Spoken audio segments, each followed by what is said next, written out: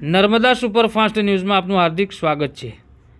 આજે જિલ્લા કલેક્ટર શ્રી એસ.કે. મોદી સાહેબ દ્વારા 3 મહત્વના અભિયાનો ખળગદા પ્રાથમિક શાળા ખાતેથી પ્રારંભ કરાવ્યો। આજે જન સુખાકારી માટે 3 કાર્યક્રમો શરૂ થયા છે, જેમાં એક છે સેવા સેતુ કાર્યક્રમ, જે અંતર્ગત લોકોના જે પાયાના પ્રશ્નો છે, પાયાની જરૂરિયાત છે, એની પરિપૂર્ણતા માટેનો આ કાર્યક્રમ છે। એટલે કોઈનું રેશન કાર્ડમાં નામ દાખલ કરવાનું હોય, કોઈને મા કાર્ડ આપવાનું હોય, કોઈને મેડિકલ ટ્રીટમેન્ટ માટેની જરૂરિયાત હોય, તો એ બધી કામગીરી આજે થનાર છે અને સ્થળ પર જ લોકોના પ્રશ્નોનો નિકાલ થાય એવું સરકારનું એક આયોજન છે। ખૂબ સરસ આયોજન છે અને આ સરકારશ્રી તરફથી આ જે સેવા સેતુનો આ 10મો તબક્કો છે, એટલે મહત્તમ લોકો લાભ લે એવું મારું નર્મદા જિલ્લાની જનતાને આહવાન છે।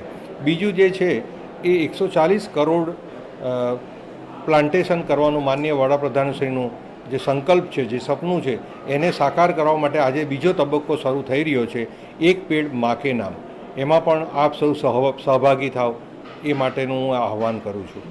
ત્રીજી જે બાબત છે સ્વચ્છતા હી સેવા, એટલે ગામે ગામ સ્વચ્છતા થાય, જે પોઈન્ટ છે કે જ્યાં ગંદકી રહેતી હોય એ ગંદકી દૂર થાય, કાયમી દૂર થાય, ઉકરડા દૂર થાય।